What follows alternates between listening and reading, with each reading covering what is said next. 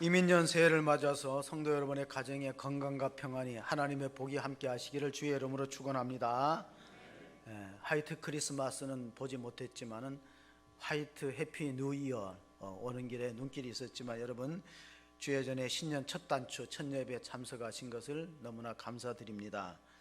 해피 뉴 이어의 그 유래에 대해서 들어보신 적이 있습니까? 우리가 새해가 되면 해피 뉴 이어 행복한 새해가 되라. 그런데 그 유래가 예수님 말씀하셨다는 그런 설이 있어요. 왜냐하면 우리가 예수님의 겟세마네 동산에서 기도하실 때 그 대제사장의 종이 와갖고 체포하려고 할 때 예수님의 제자 가운데 누가 칼을 뽑아서 종의 길을 떨어뜨렸죠? 베드로가, 성질이 급한 베드로가 칼을 뽑아서 그 대제사장의 종의 길을 떨어뜨렸어요. 요한복음 18장에 그 기절이 나오는데 이에 시몬 베드로가 칼을 가졌는데 그것을 빼어 대제사장의 종을 쳐서 오른편 귀를 베어버리니 그 종의 이름은 말고라. 말고의 귀가 떨어졌어요. 예수님이 다시 주워서 붙이면서 하신 말씀이 해피 뉴 이어, 새로운 길을 주셨는데, 웃으시는 분은 상당히 수준이 높은 분인데 이게 무슨 말인가 하는 것을 이해를 못 하시는 분은 이어라는 것은 뭐 새해도 되지만 기도 되기 때문에 그런 말씀이 있는데 마태복음에 보면은 이름이 안 나와요.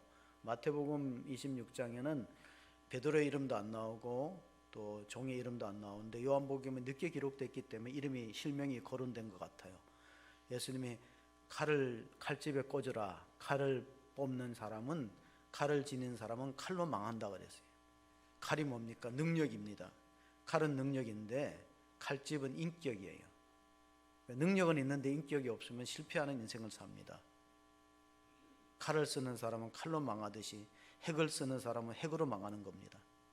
그래서 우리가 새해는 전쟁의 소문이 없고 평화가 정착되기를 우리 장로님도 기도를 해주셨는데 요즘 세상은 옛날만큼 그렇게 웃음이 사라졌어요. 마스크를 써서 그런지 웃는 얼굴을 보지 못해요. 웃음이 사라진 시대가 되고 말았어요. 옛날에는 TV를 보고도 웃고 뭐 그랬는데 요즘에는 웃음이 별로 없어서 그 웃음이 얼마나 건강에 도움이 되는가 동의 보고하면은 웃는 것이 보약보다 낫다 그랬어요. 근데 웃음이 사라졌습니다. 미국의 정신과 스트레스 센터에서 회원들에게 가르쳐주는 기도문이 있습니다. 주여, 제가 바꿀 수 있는 것은 고칠 수 있는 용기를 주시고 제가 바꿀 수 없는 것은 받아들이는 인내심을 주세요.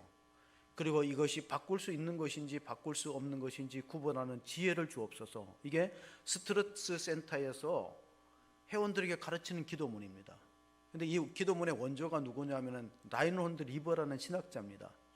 유니온 신학교 교수 되는 라인홀드 리버가 신년 기도에 이 기도를 드렸어요. 신년에 하나님, 내가 내 힘으로 바꿀 수 없는 거는 그냥 받아들이게 수용합니다.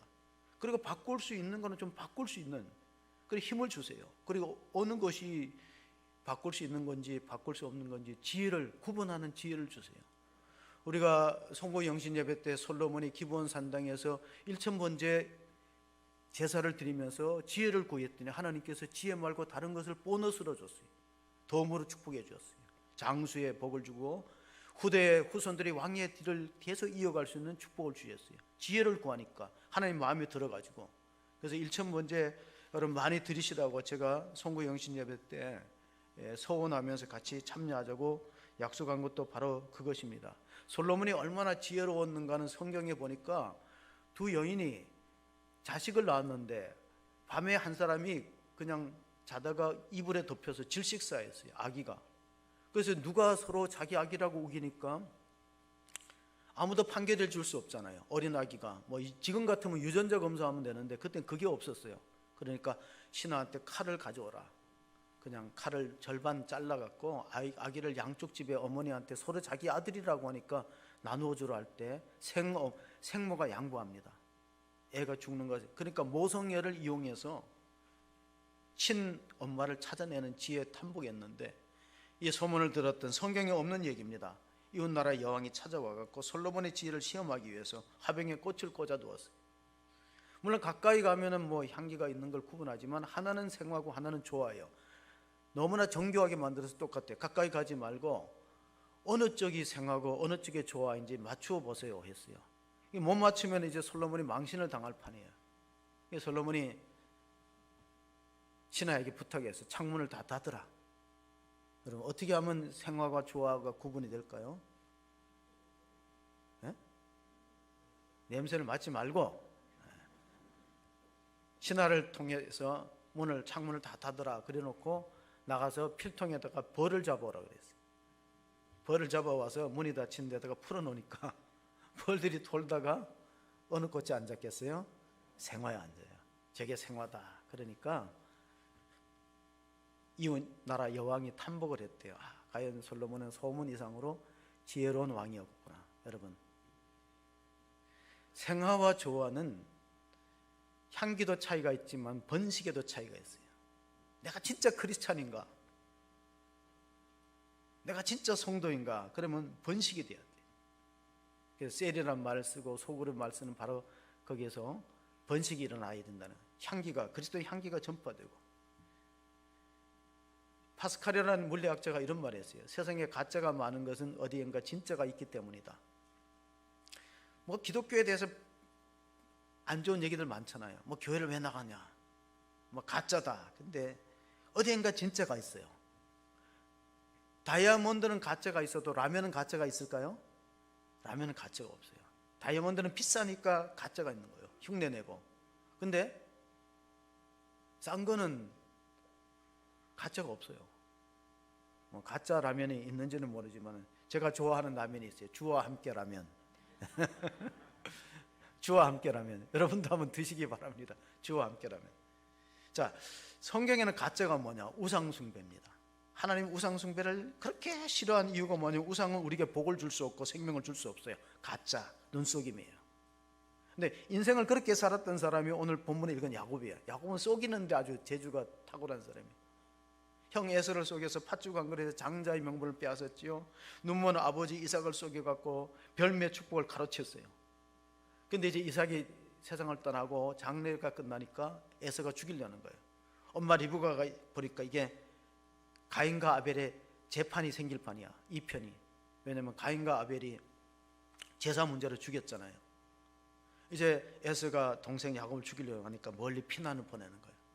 그래서 이제 야곱이 도망자의 신세가 돼서 떠나는 내용이 창세기 28장에 기록되어 있는데 말하자면 노숙자지요. 뭐 지금으로 보면은 노숙자 신세를 변하지 못해서 고향인 부엘세바를 떠나서 외삼촌인 라반 집에, 그러니까 리브가의 오라비 집에 너 피해 있으라. 너 여기 있다 보면 형한테 맞아 죽는다. 그 내용입니다. 28장 10절 11절 한번 읽습니다. 야곱이 부엘세바를 떠나 하란으로 향하여 가더니 한 곳에 이르러 해가 진지라 거기서 유숙하려고 한 곳에 돌을 가져다가 베개로 삼고 거기 누워 자더니 얼마나 달렸나, 뭐 성경에는 얼마 달렸다는 게 안 나오는데 어떤 기록에 의하면 80km를 왔대요. 80km면 지금으로 말하면 몇 리죠? 200리. 형이 뒤따라와서 죽일까 봐 얼마나 달려갔으면 200리 가기가 쉽지 않아요. 80km 더 벌어. 그래가 해가 져서 이제 자야 됩니다. 아마 그 외삼촌이 있는 바담 아람까지는 아직도 400km나 더 가야 돼요. 이게 해가 져서 자는데 꿈을 꿨습니다. 그 꿈 내용이 이제 12절 13절에 보면은 꿈에 본즉 사닥다리가 땅 위에 서 있는데 그 꼭대기에 하늘에 닿았고 또 본즉 하나님의 사자들이 그 위에 오르락 내리락 하고 또 본즉 여호와께서 그 위에 서서 이르시되 나는 여호와니 너희 저부 아브라함의 하나님이요 이삭의 하나님이라. 내가 누워있는 땅을 내가 너와 내 자손에게 주리니. 야, 기가 막힌 꿈에 하나님이 나타나서 복을 약속했다는 거예요. 우리가 생각할 때는 지금 야곱이 되게 불안한 마음으로 가잖아요. 불안하고 초조하면 꿈이 아주 안 좋아야 되는데 꿈이 너무 좋은 거예요. 너가 누워있는 이 땅을 다 너와 너의 후손들에게 준다. 여러분, 땅이 많아야 땅땅거리고 산다 그러지 않습니까? 근데 이제 야곱이가 그런 축복, 야곱의 인생을 보면은 이런 복을 받아야 될 이유나 조건이 없어요. 그러니까 그걸 뭐라고 부르냐면 우리는 은혜라고 부르는 거예요. 은혜는 뭐냐면 받을 자격이 없는 자에게 주시는 하나님의 은총을 은혜라고 부르는 거예요. 그러니까 성도의 삶은 은혜로운 삶인 걸 믿으시기 바랍니다. 우리가 뭘 잘해가지고 하나님 앞에 잘 보여서 그런 게 아니라 하나님이 선행적으로 만나주시고 찾아와 주시고 내 인생의 가장 그 위기의 때 하나님이 나타나신 것이요. 예기치 않은 장소와 시간을 선택해서 하나님 우리에게 계시로 나타난 겁니다. 그럴 때 보니까 너와 너의 후손에게 이 땅을 준다 그러는데 지금 야곱은 결혼도 안 했어요. 그러니까 미래적인 일이죠. 미래적인 일. 앞으로 일어날 일에 대해서 언약을 주는데 이걸 우리로 말하면 이게 현금이 아니고 약속음이잖아요. 근데 세상에는 약속음이 부도가 나는데 하나님의 약속은 부도가 나지 않는다는 게 특징이에요. 그래서 구약 성경을 이해하는 방법 중에 하나가 언약에 신실하신 하나님을 믿는 거예요. 우리 사람들은 언약에 신실하지 못해요. 그래서 정치가들이 막 공약을 아무리 내세워도 나중에는 그게 빌공짜 공약으로 끝나는 경우가 많이 있어요. 근데 하나님은 언약에 신실하다. 그게 하나님의 특징입니다. 칼 바르트라는 신학자는 하나님은 하늘에 계시고 인간은 땅에 있다.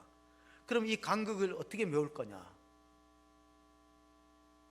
그거를 메우는 것을 인카네이션이라고 부르는데 그게 뭐냐면 하나님의 육체가 되어서 우리 가운데 나타나는 성탄절이 바로 하늘에 계신 하나님과 땅에 있는 인간의 그 공간을 메우는 사건이다. 그렇게 우리가 성탄절을 축하하는 이유가 바로 거기 있습니다. 뜻밖의 예기치 않은 장소에서 야곱이 깜짝 잠에서 깨어나서요, 꿈에서 깨어서 이래서 여기 하나님이 계셨구나, 내가 이게 하나님의 집이고 하늘의 문인 걸 몰랐다는 17절의 고백이 있는데, 우리 장로님들이 기도하실 때 전지전능하시고 무소부재하신 하나님, 맞습니다. 하나님은 안 계신 곳이 없어요. 그러나 오늘 우리는 하나님이 계시는 임재를 체험하면은 미래에 대한 소망을 가질 수가 있는데, 지금 현실만을 바라보니까, 하나님의 임재를 예배를 통해서 경험하지 못하고 현실만을 보니까 너무 불안하고 어두운 거예요. 코로나가 언제 끝날지, 또 이 경기가 언제 회복되어서 자영업자들의 고통이 언제 벗어날지, 그런 야곱의 심정과 같습니다. 그러나 하나님은 계속해서 야곱에게 축복을 약속합니다. 그것은 현찰은 아닐지라도 약속음이야. 14절 15절을 보면요, 이런 약속이 있습니다. 내 자손이 땅에 티끌같이 되어 내가 서쪽과 동쪽과 북쪽과 남쪽으로 퍼져나갈지며 땅의 모든 족속이 너와 내 자손으로 말미암아 복을 받으리라. 내가 너와 함께 있어 내가 어디로 가든지 너를 지키며 너를 이끌어 이 땅으로 돌아오게 할지라. 내가 내게 허락한 것을 다 이루기까지 너를 떠나지 아니하리라 하신지라. 자, 하나님만큼 안전지대가 없다는 야곱에 대해서 언약하는 겁니다. 우리는 이 세상에 어디가 안전지대가 있을까? 교회를 안 나가는 게 안전하다, 또 바깥에 출입하지 않는 게 안전하다. 그런데 안전지대가 없다는 거예요. 이 야곱이 불안해 있을 때 너는 나를 믿고 나를 신뢰하면은 내가 너를 끝까지 돌보고 너가 이 땅으로 돌아올 때까지 내가 책임질 것이다. 그런데 이 꿈같이 황당하고 호황된 약속이지만은 하나님은 절대로 어김이 없는 것이 특징입니다. 민수기 23장 19절을 보면은 하나님은 사람이 아니시니 거짓말을 하지 않으시고 인생이 아니시니 후회가 없으시도다. 어찌 그 말씀하신 바를 행하지 않으시며 하신 말씀을 실행하지 않으시다. 여러분, 하나님과 인간의 차이점이 뭐냐? 하나님은 언약하시면 반드시 이루는 그런 신실하신 분이고, 우리는 약속을 잘 못 지킵니다. 약속했다가 특별히 정치가들이 약속을 못 지키는 경우가 많이 있지 않습니까? 부도가 난다는 거예요. 그럼 하나님 절대 그런 일이 없다. 그러므로 두려워하지 말라. 내가 너와 함께함이라. 그렇게 야곱에게는 큰 위로와 소망이 되었습니다. 소망을 우리가 그 새해 기도문을 선고 영십 때 많이 냈어요. 그 소망이 이루어지는 것이 우리의 생명나무라는 잠언서의 말씀이 있는데, 소망을 이루는 게 얼마나 중요합니까? 그것이 그 잠언서 13장 12절에 보면 이런 말씀이 있어. 소망이 더디 이루어지면 그것이 마음을 상하게 하거니와 소원이 이루어지는 것은 곧 생명나무니라. 에덴 동산에는 선악과 나무와 생명나무가 있는데, 선악과 나무는 먹으니까 죽음이 왔어요. 생명나무는 영생의 나무예요. 그러니까 소원이 이루어지는 것이 우리의 생명을 유지하는 것이다. 실제로 그런 일이 있었는데, 2차 세계대전 때 많은 포로들이 수용소에 갇혀 있습니다. 그때 한 유대인 정신과 의사였던 빅터 프랭클린이 거기서 수용소에 포로가 되어 있는데, 한 사람이, 다양한 직업을 갖고 있는 사람이 포로가 되었는데, 작곡가 한 사람이 와서 이야기를 하는 겁니다. 꿈 이야기를 합니다. 야곱처럼 내가 꿈을 꿨어요. 선생님, 의사 선생님, 제 얘기 좀 들어보세요. 내가 꿈을 꿨는데 3월 30일이면은 독일이 망하고 우리 포로가 석방되어서 철조망에서 벗어나서 집으로 돌아가는 꿈을 꿨대요. 그러니까 이제 아마 다른 사람한테 얘기 안 하고 빅터 프랭클린이 정신과 의사니까 자기 꿈 얘기를 한 거예요. 꿈을 해석해 보라고. 우리 희망이 있습니다. 3월 30일이면은 여기 있는 모든 사람이 자기 고향으로 집으로 돌아갈 수 있습니다. 조금만 참읍시다. 그때가 아마 성탄절쯤 됐어요. 근데 이분이 아주 희망을 가지고 포로 생활을, 힘든 수용소 생활을 잘 감당하는 거예요. 그런데 3월 30일이 다 끝나가는 3월 29일까지 연합군이 승리하고 독일이 망해서 포로가 석방된다는 뉴스가 안 들리거든요. 수용소 안에. 이분이 갑자기 고열에 시달리다가 응급실에 가서 심장이 멎어서 죽었어요. 사인을 조사해 보니까 발진 티푸스에 의한 사망이에요. 그때 빅터 프랭클이 깨달았어요. 이 사람 왜 3월 29일 날 죽었나? 자기가 꿈에 3월 30일 날 우리가 다 집으로 돌아간다, 철조망이 거치고 수용소 담을 넘어서 집에 돌아가는 그런 꿈을 꿨는데 그 꿈이 현실로 이루어지지 않으니까 절망했어요. 절망하고 소망을 버리니까 면역력이 싹 사라져 버려요. 그럼 병을 못 이기는 거예요. 희망이 그렇게 중요합니다. 빅톨 유고라는 프랑스의 문호는 건강한 사람은 희망을 갖고 있는 사람이다. 희망은 마치 허파에 산소가 필요하듯이 삶에 필요한 거예요. 희망을 필요로 하는데, 그런데 몸이 건강한 사람도 포로 수용소에서 빨리 죽었어요. 그래서 나중에 빅터 프랭클린이 로고테라피라는 의미요법을 만들었는데, 정신과 치료로. 그게 뭐냐? 사람은 살아갈 이유가 있는 분명한 사람은 어떤 고난과 역경에도 살아남는데 희망을 포기하면은 면역력이 떨어져서 빨리 죽더라. 병에 감염되어서. 그래서 키에르케고르라는 덴마크 유명한 철학자가 절망은 죽음에 이르는 병이라는 책을 썼어요. 절망은 죽음에 이르는 병. 여러분, 소망스러운 한 해가 될 수 있기를 주의 이름으로 축원합니다. 그런데 이 야곱에게 약속했던 너와 너의 후손에게 땅을 다 기업으로 준다는 것은 실제로 보면은 아버지, 할아버지가 잘한 거예요. 야곱이 뭔가 잘한 게, 야곱은 자꾸 속이고 사기꾼 기질이 있잖아. 근데 애들이 잘 되는 거예요. 그러니까 믿음의 선조, 믿음의 일대인 아브라함이 어떻게 신앙생활 하느냐가 굉장히 중요한 거예요. 그럼 그 다음에 이삭에게 영향을 미치고 야곱에 영향을 미치는데, 하나님의 언약은 당대에 안 이루어지면요 후대까지 계속 이어지는 진행형이 되는 거예요. 그게 창세기 12장 2절 3절에 여호와 하나님께서 아브라함에게 너는 너의 고향과 친척 집을 떠나서 너가 보여줄 지시할 땅으로 가라. 그 다음 이어지는 말씀은 내가 너로 큰 민족을 이루고 내게 복을 주어 내 이름을 창대하게 하리니 너는 복이 될지라. 너를 축복하는 자에게는 내가 복을 내리고 너를 저주하는 자에게는 내가 저주하리니 땅의 모든 족속이 너로 말미암아 복을 얻을 것이라 하신지라. 이걸 하나님이 언약의 축복으로 주었어요. 그러니까 하나님의 약속은 어음이지 현찰이 아니에요. 사람들은 현금을 다 좋아하지 어음을 좋아하지 않아요. 그리고 하나님 말씀을 굳게 믿고 신뢰하고 기도하는 사람이 그만큼 적다는 거예요. 그런데 아브라함에게 안 이루어졌던 것은 이삭에게, 야곱에게 계속 현재 진행형으로 이어지는 걸 볼 수 있어요.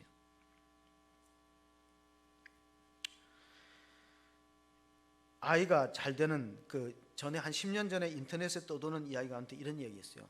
아이가 재능을 개발하고 잘 되기 위해서는 할아버지의 경제력, 엄마의 정보력, 아버지의 무관심이 있어야 된대요. 아버지가 자꾸 끼어들어서 이래라 저래라 하면 일이 그랬다고, 엄마가 정보가 많아갖고 어느 대학교에 몇 점이면 갈 수 있다. 그리고 할아버지가 경제력이 있어서 학원도 보내고, 이 세 가지, 할아버지의 경제력, 어머니의 정보력, 아버지의 무관심이 아이의 재능을 결정한다. 그랬는데 다 이게 호랑이 담배 피울 적의 얘기예요. 지나간 얘기. 호랑이가 왜 희귀동물이 된지 아시나요? 담배 피워 폐암 걸려갖고 다 사라졌대. 호랑이 담배 피워. 근데 여성도 폐암이 걸린다고 합니다. 담배를 안 피워도. 그래서 올해가 이민년인데요. 호랑이띠의 사람들이, 호랑이가 용맹스럽고, 호랑이는 뭐 옛날 얘기 많이 나오는데 호랑이 용맹스럽고 뭐 호탕한 기질이 있다. 그래서 우리나라의 독립운동가 가운데 호랑이띠가 많아요. 유관순 열사, 안창호 선생, 도산한 안창호 선생. 여러분, 도산한 안창호 선생은 얼마나 약속에 신실했냐면요, 오늘 중심되는 말씀이 우리가 약속에 신실한 성도가 되자. 하나님은 우리한테 약속을 끝까지 지키는데 사람들이 자꾸 약속을 어기는 거예요. 서원해놓고 안 지키고. 서원이 뭡니까? 임직식 때 서원하잖아요. 하나님 이렇게 신앙생활해. 근데 안 지키잖아요. 임직식 때 한 서원. 결혼 서약도 잘 안 지켜지고 이혼이 얼마나 많아요. 우리 사회가. 그 서약을 잘 지키는 사람 하나님이 기억하고 복을 주는 거예요. 서원은 절대로 하나님께서 어기는 법이 없잖아요. 근데 이 도선 안청원 선생은 학생들이 어느 집회에 강사로 초대를 했고 또 그 집회가 이루어지기 위해서 후원금도 약속했는데 밑에 보좌관들이 못 가게 했어요. 지금 일본 경찰들이 다 깔려 있는데 가면 어떻게 하냐고 잡힌다 그랬는데 아니다. 내가 다음에 자라나는 세대에게 이 학생들에게 중고등부 학생들에게 약속을 안 지키면 우리 민족은 미래가 없다. 우리가 일제의 지배를 받는 것도 자꾸 속이는 거, 거짓말하는 거, 그것 때문에 우리가 남의 종살이 하는데 안 된다고 학생들을 후원한 장소에 갔어요. 내가 애들을 그 집회를 도와주기 위해서 경제적으로 후원하고 그리고 만나기로 했기 때문에 가다가 잡혀서 결국 고문당하고 안상훈 선생은 그렇게 세상을 떠났어요. 악성 베토벤 귀가 나중에 들리지 않죠. 그분도 범띠 호랑이띠요. 우리 집에도 86년생짜리가 있어. 말을 잘 안 들어. 86 호랑이띠인데. 김소월 시인도 호랑이띠입니다. 내가 지금 이 세상에 살아있는 것은 21세기가 간절히 나를 원했기 때문이다. 노래한 사람이 누구죠? 노래를 안 들어. 그런 건 안 듣는구나. 그렇게 한 사람이 있어요. 노래한 게 아니고 멘트를 한 사람이 있어요. 조용필 50년생. 그리고 이 타이타닉호에 나오는 레오나르도 디카프리오도 범띠라고 합니다. 레오나르도 다빈치는 여러분 아시죠? 레오나르도 다빈치. 르네상스 시대의 예술가고 뭐 천재라고 그래요. 우리가 잘 아는 뭐 최후의 만찬도 그랬는데 그분이 이런 말을 했어요. 수레를 별에 묶어라. 수레를 별에 묶어라. 인생은 수레를 끌고 가는 고난의 짐을 지고 끌고 가는 그런 힘든 인생인데 세상에다가 묶지 말고 별에다 묶어 놓으면은 그 별이 끄는 대로 갈 수 있다. 희망의 길을 갈 수 있다. 그런데 그 별은 장차 우리에게 나타날 예수님을 이 야곱의 인생에서는 장차 땅의 모든 민족이 복을 받는다는 것은 예수 그리스도를 통해서 모든 민족이 구원받는다는 그건 언약입니다. 근데 실제로 이루어지거든요. 계시록 22장 성경의 마지막 장이 22장입니다. 16절에 보면은 나 예수는 교회들을 위하여 내 사자를 보내어 이것들을 너희에게 증언하게 하였노라. 나는 다윗의 뿌리요 자손이니 곧 강명한 새벽별이라 하시더라. 자, 이스라엘 사람들은 아브라함과 다윗을 굉장히 추앙합니다. 그래서 마태복음 1장 1절도 보면 아브라함과 다윗의 자손 예수 그리스도의 세계라 이렇게 시작되지 않습니까? 그런데 아브라함의 언약이 결국은 예수님에게 의해서 이루어집니다. 천하 만민이 너를 위해서 다 복을 받을 것이다. 그래서 야곱이 서원합니다. 야곱이 꿈에서 깨어서 하나님께 세 가지 서원하는데 그 서원하다는 게 히브리어로 비끌어 매다는 뜻이에요. 자, 수레를 별에 묶으라. 우리 하나님 앞에 묶이는 인생, 서원하는 것이 그렇게 중요하다는 의미입니다. 사람들은 서원을 두려워합니다. 내가 못 지키면 어떻게 하나. 그러나 서원한 것이 그 사람의 인생을 수레에다 메고 영원히 변치 않는 언약의 말씀으로 이끌어 가시는, 그래서 종교라는 영어가 릴리전인데 라틴어에서 와라. 릴리게오는 비끌어 매다는 거예요. 하나님과 우리가 비끌어 매어서 떨어질 수 없는 관계가 되면은 관계가 행복을 만들어 간다는 뜻입니다. 사람들은 소유에서 행복을 찾으려고 하는데 성경은 관계가 행복이라는 거. 하나님과 관계가 잘 되고 이웃과 관계가 원만하고 싸우지 않고 내 마음에 불안 요소가 없고 내 자아가 평안하고 관계가 잘 된 사람이 행복한 사람이다. 그런데 그 관계는 성경에 어떻게 계시됐냐면 사닥다리로 계시됐어요. 꿈에서 하나님의 사닥다리가 하늘에서 땅에서 이어져서 그 하나님의 사자가 오르락내리락 하는데 그 사닥다리를 성경학자에 따라서는 그걸 또 십자가로 해석합니다. 왜냐하면 십자가가 하나님과 인간을 연결하는 통로거든요. 우리가 잘 아는 요한복음 14장 6절에 내가 곧 길이요 진리요 생명이니 나를 말미암지 않고는 아버지께로 올 자가 없느니라. 아멘. 그렇습니다. 십자가만이 유일하게 우리가 하나님께로 갈 수 있는 통로예요. 사다리가 하늘의 문이 열리고 이곳이 17절에 보니까 이곳은 하나님의 집이요 하늘의 문이다. 하늘의 문이 닫혀버리면요, 그 땅 백성들은 복되게 못 살아갑니다. 여러분, 공산주의가 왜 못 살까요? 예배의 문을 닫아버리니까 하늘의 문이 닫히잖아요. 우리가 찬송할 때 하늘의 문을 열어주세요, 그렇잖아요. 교회 예배의 문이 닫히면요, 하늘 문이 닫혀요. 하늘 문이 닫히면 농사가 안 됩니다. 북한 땅에는 이상하게 농사가 안 돼요. 옥수수 박사 김승건 박사가 지구촌 여러 곳에 아프리카에 가서도 옥수수 심으면 되는데 북한 땅은 박토가 안 된다는, 박토. 왜 안 되느냐? 하나님을 추방하고 예배 문을 닫아버리고 선교사를 다 쫓아버렸어요. 하늘의 문이 닫히면 땅에 재앙이 임하는 거예요. 가난해지잖아요. 이번 겨울에도 얼마나 굶어 죽을지. 이 통제된 사회, 언론이 통제된 사회니까 우리가 모르는데 하늘의 문을 여는 것이 그렇게 중요하는데, 야곱은 도망자 인생을 살아가지만 하나님 하늘 문, 축복의 문을 열어주셨잖아요. 그 언약이 어떻게 이루어지는가? 그래서 우리는 이 언약을 상기시키는 중요한 사건이 예수님과의 만남이고 바로 예배입니다. 시편 50편 5절 읽어보시면은 이르실 때 나의 성도들 내 앞에 모으라 그들은 제사로 나와 언약한 이들이라 하시도다. 언약은, 신약은 새로운 약속이고 구약은 옛 약속이야. 근데 베리트라는 말을 히브리 말로 쓰는데 언약은 자르다는 뜻이에요. 하나님께서 언약한 자들은 반드시 복을 주시는데, 예배로 나와 언약한 사람, 제사와 나로 언약하는 것은 하나님이 예배를 드릴 때 언약을 자꾸 상기하는 겁니다. 아, 내가 복지기로 했지. 여러분, 우리가 자녀한테 뭔 약속을 했어요. 근데 자녀가 안 나타나요. 그럼 진짜 잊어먹잖아. 내가 자전거를 사주기로 했는데 안 나타나면 잊어먹어요. 근데 딱 나타나면 아, 자전거 사주겠지. 그러니까 제사를 잘 드리는 사람은 하나님이 그 언약이 그대로 이루어지는데 제사를 안 드리거든. 나와 제사로, 언약은 나와 제사로 예배를 통해서 관계를 맺은 백성을 말하고 있습니다. 어떤 여자분이 꿈을 꿨는데 야곱의 사닥다리처럼 사닥다리로 이렇게 천국 올라가는데 옆에 사람들은 잘 올라가더래요. 근데 자기는 보니까 사다리 가다가 간격이 먼 데가, 떨어진 데가 있대. 두세 마디가. 그래서 천사한테 물어봤대. 다른 사람은 쉽게 사다리를 붙들고 올라가는데 나는 이 천국 가기 왜 이렇게 힘드냐? 사다리가 이렇게 많이 듬성듬성 빠졌다니까 그 주일 빼먹은 거라 그랬어요. 예. 알아서들 하세요. 예. 올라갈 때 힘겹게 아이고 왜 이렇게 힘드느냐? 예? 성경에 보면 리브가가 태중에서 아이를 낳는데 쌍둥이가 뵀어요. 근데 야곱은 축복을 받아서 나중에 이름이 뭐예요? 이스라엘의 이름으로 바뀌잖아요. 한 나라의 국적의 이름, 국호의 이름이 돼요. 에서는 그 축복을 못 받았어요. 쌍둥이인데도 운명이 다릅니다. 그러니까 사주팔자 그거 너무 신뢰하지 마세요. 쌍둥이가 운명이 다르다니까. 쌍둥이는 사주팔자가 똑같은데 똑같은 운명을 살아야 되는데, 옛날에 우리나라에 펄 시스터즈라는 유명한 가수가 있어요. 근데 언니하고 동생이 운명이 판이해. 왜? 신랑을 누구 만나냐에 따라 달라지는 거예요. 사주팔자에 따르는 게 아니라 신랑을, 한 사람은 우리나라에 재벌인데 얼마나 속색이에요.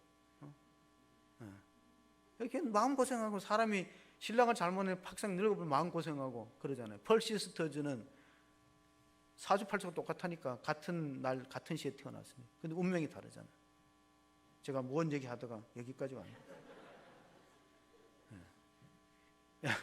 에서가 복을 못 받은 이유가 있어요. 쌍둥이인데도. 히브리서에 보면 나와. 히브리서 12장 16절 17절 한번 읽어보실까요? 음행하는 자와 곧 한 그릇 음식을 위하여 장자의 명분을 판 에서와 같이 망령된 자가 없도록 살피라. 너희가 아는 바와 같이 그가 후에 축복을 이어가려고 눈물을 흘리며 구하되 버림받아 되어 회개할 기회를 얻지 못하였느라. 장자의 명분은 우리로 말하면 자녀의 명분이죠. 하나님의 자녀되는 명분을 팔면 안 돼요. 아, 내가 교회 다니기 힘들다. 아이고, 내 직분이 장자의 명분인데, 아이, 직분 감당하기 힘들다. 그 내려놓으면은 축복도 잃어버리는 거예요.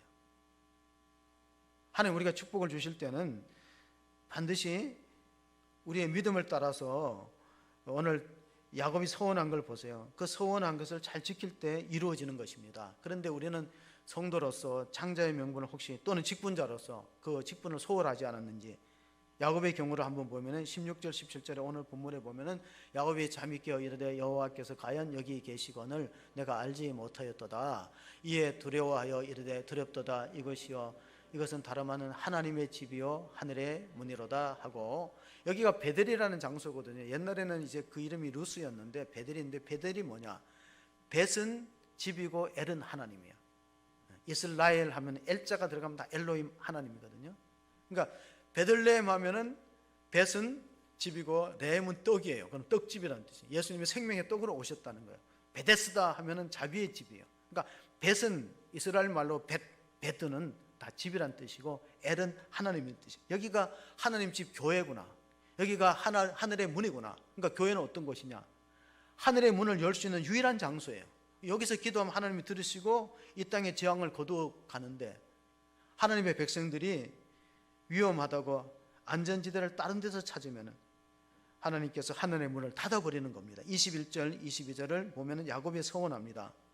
내가 평안히 아버지 집으로 돌아가게 하시면 여호와께서 나의 하나님이 되실 것이요 내가 기둥으로 세운 이 돌이 하나님의 집이 될 것이요 하나님께서 내게 주신 모든 것에서 10분의 1을 내가 반드시 하나님께 드리겠나이다 하였더라. 자, 야곱의 베델의 서원은 세 가지입니다.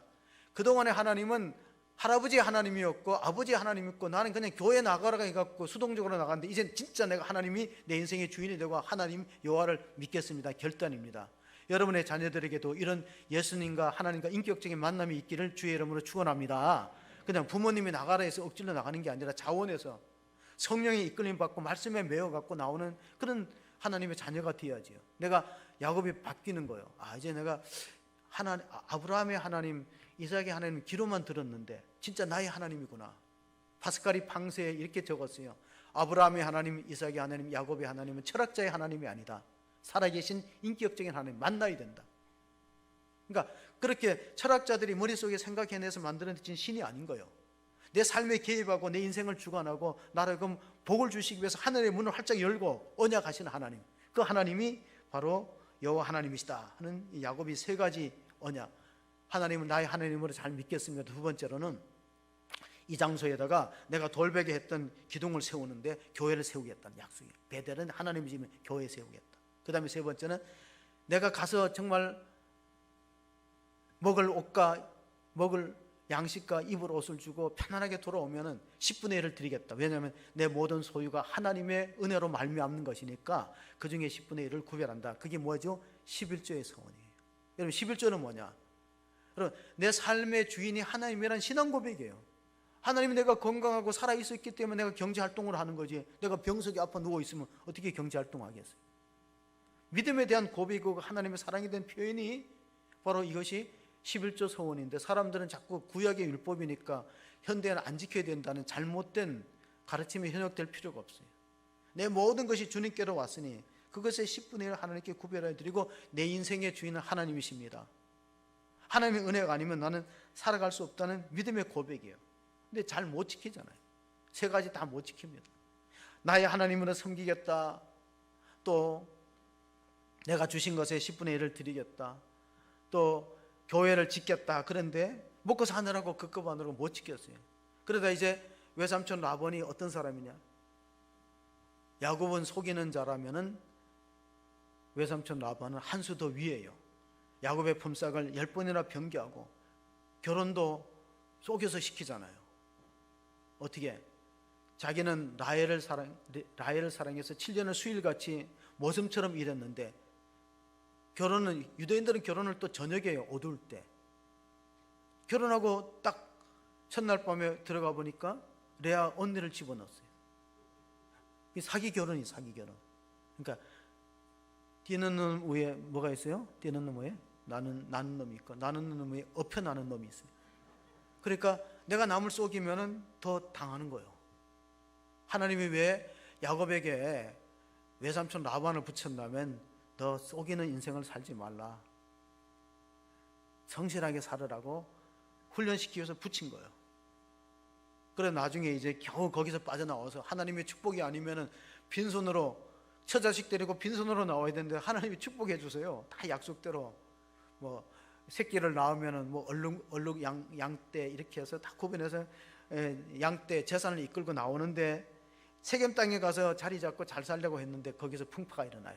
그리고 창세기 35장쯤 가면은 창세기 34장에 세겜 땅에 있다가 딸 12아들의 딸 하나 있는데 얼마나 귀한 딸이에요.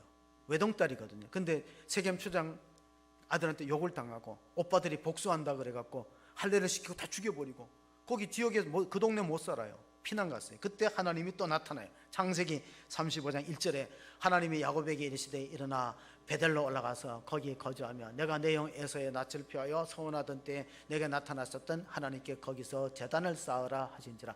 왜 제단을 안 쌓았냐? 왜 예배를 안 드렸냐? 너 먹고 살기 급급하다고 예배 안 드렸지. 제단을 쌓아라. 너 집에 가정의 풍파가 일어나는 원인이 있다. 너가 서원하고 안 지켜서 그렇다. 여러분, 우리가 서원을 쉽게 하는데 안 지켜요. 하나님 어떤 사람 기뻐하실까요? 약속한 것은 시편 15편의 다윗의 시를 보면은요, 하나님은 약속한 것을 지키고 서원한 것은 해로울지라도 그게 시편 15편 4절의 다윗의 기도문입니다. 내가 서원했다면 내한테 손해가 될지라도 반드시 변하지 않는 사람 하나님 기억하신다. 시편 24편 다윗의 시편 3절 4절 읽어보겠습니다. 여호와의 산에 오를 자가 누구며 그의 거룩한 곳에 설 자가 누구인가? 곧 손이 깨끗하며 마음이 청결하며 뜻을 허탄한 데 두지 아니하며 거짓 맹세하지 아니하는 자들아. 서원을 거짓으로 하지 말고 하나님께 약속했으면 반드시 지켜야 되는데 문제는 뭐냐? 우리는 서원해놓고 잊어먹어요. 하나님은 안 잊어버린다는 게 문제예요. 하나님은 기억력이 너무 좋다는 게 문제예요. 저는 은혜 받았을 때 하나님 제가 주를 위해 살겠습니다.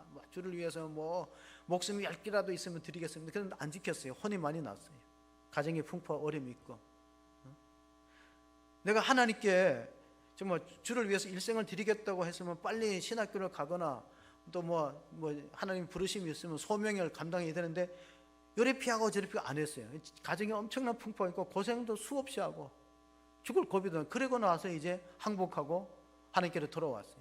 그러니까 야곱의 일생에서 우리에게 보여주는 것은 항복하면 행복해진다. 따라해 봅시다. 시작. 항복하면 행복해진다. 하나님께 항복하면은 사람한테 무릎 안 꿇어요. 하나님께 무릎을 안 꿇으면요 사람한테 무릎 꿇어야 돼. 여러분 어떤 게 낫겠어요? 하나님께 무릎 꿇고 기도하면서 하나님의 축복의 통로로 하늘 문이 열려서 복받는 인생이 돼야지 사람한테 무릎 꿇기를 원합니까? 하나님께 무릎 꿇고 기도하면 하나님이 책임진다는 거예요. 우리나라의 대표적인 산악인 가운데 어몽길 산악인이 있는데 그분은 네팔에다가 학교를 지어요. 야구원 교회를 짓겠다고 약속했는데 왜 네팔 학교를 짓냐면은 여러분 어몽길 산악대장은요 8,000m 봉우리를 16개나 정복한 사람이에요. 그런데 한 번은 셀파의 도움을 받고 올라가서 태극기를 꽂고 내려오다가 셀파가 실종됐어요. 죽었죠. 자기는 살았어요. 셀파의 자녀들 학비를 대줬어요. 그래서 이제 이렇게 맹세, 히말라야 산이 나를 살려줬는데 내가 네팔에다 학교를 짓겠다. 16개 지었는데 학생들이 벌써 6,000명이에요. 우리나라보다가 학교 짓는데 돈이 많이 안 들어가요. 후원금 받아갖고 학교를 짓잖아요. 산이 나를 살려줬기 때문에 나는 학교를 짓는다는 약속을 성실히 이행하는데 하나님 나를 구원해 줬는데 우리는 서원을 금방 잊어먹어요. 임직식 때 서원 1년은 못 가요. 그게 우리의 약점인 거예요. 이분은 얼마 전에도 의사가 이렇게 말했어요. 동상 걸려서 발가락 2개 잃었고 철심을 바꿨기 때문에 이제 산악인으로는 안 된다. 가지 말라 그랬는데도 안나푸르트봉을 정복했어요. 그 끈기와 투지가 얼마나 대단합니까? 미국의 하버드 대학교의 노벨 경제학상을 받은 그분이 로버트 멀튼이라는 교수가 이런 말을 했어요. 이분은 노벨 경제학상을 받고 하버드 대학교의 교수인데 마태복음의 이론을 주장했어요. 마태복음 이론이 뭐냐? 마태복음은 우리가 잘 아는 달란트의 비유가 나오는데 거기 이런 이론이 있어요. 마태 이론이 뭐냐? 마태복음 25장 28절 29절에 보면은 그에게서 그 1달란트를 빼앗아 10달란트 가진 자에게 주라. 무릇 있는 자는 받아 풍족하게 되고 없는 자는 그 있는 것까지 빼앗기리라. 로버트 몰튼 교수는 성경을 인용해서 마태 이론의 경제 이론이 뭐냐면은 잘 되는 기업은 더 잘 된다. 안 되는 기업은 더 안 된다. 1달란트 있는 거 뺏어갖고 10달란트 주라. 이거는 세상으로 볼 때 불공정이에요. 근데 하나님의 말씀이면 이게 공정한 거예요. 왜? 5달란트 있는 사람을 활용해갖고 5달란트 남겼거든. 2달란트도 남겼어요. 착하고 충성된 종은 복을 받았어요. 1달란트 땅에 묻었어요. 실패할까봐. 그럼 빼앗아서 줘버리라는 거예요. 그래서 앞으로 이 종말의 시대는 이 양극화가 두드러집니다. 그래서 봄, 가을이 없어져요. 덥든지 춥든지 기후가 양극화됩니다. 지금 텍사스에는 뭐 엄청나게 막 그게 그 폭우가 쏟아지는데 바다 물고기를 퍼올려 갖고 하나님이 떨어뜨려 갖고 비린내가 진동한다는 그런 뉴스가 나와 있어요. 기상이변입니다. 하나님이 지으신 자연을 잘 하나님의 질서와 조화에 따라서 개발을 해야 되는데 인간이 욕심이 너무 많으니까 막 무자비하게 개발하다가 보니까 자연이 보복하는데 그 중에 하나도 코로나 현상이 일어나는 거예요. 하늘의 문을 열어서 복을 받아야 되는데 땅의 것은 어떻게 막 마구잡이로 무분별하게 개발해서 재앙을 초래합니다. 잘 되는 곳은 더 잘 되는 거예요. 어떤 분이 기농을 해갖고 젖소를 키웠대요. 근데 젖소를 키웠는데 젖소가 필요할 때 한 병씩 짜고 또 젖이 필요 없을 때 안 짰대요. 나중에 젖소에 젖을 짜도 안 나오니까 그 미리 젖소 농사를 하는 이웃 사람들한테 물어봤대. 기농한 사람이 왜 젖이 잘 안 나오냐 그러니까 그거 어떻게 하냐니까 필요할 때 짰지. 그러면 안 된다는 거예요. 그래서 짤 수 있는 데까지 다 짜고 비워놔야 자꾸 새로운 젖이 생기는데 하나님 앞에도 우리가 축복받는 원리가 그거예요. 우리가 하나님께 드릴 수 있고 감사할 수 있을 때 계속해서 해야 되는데 그게 건너뜁니다. 원래 11조라는 건 하나님께 소원하면 끝까지 자기의 수확의 10분의 1을 드려야 되는데 생활비에 드린 사람이 있어요. 용돈에 드린 사람이 있어요. 건너뛰는 사람이 있어요. 그러면 그거는 하늘의 문을 활짝 열지 못해. 말라기에 보면 그런 예물은 하나님께서 축복하는 예물이 아니라 그래요. 하나님 이렇게 했어요.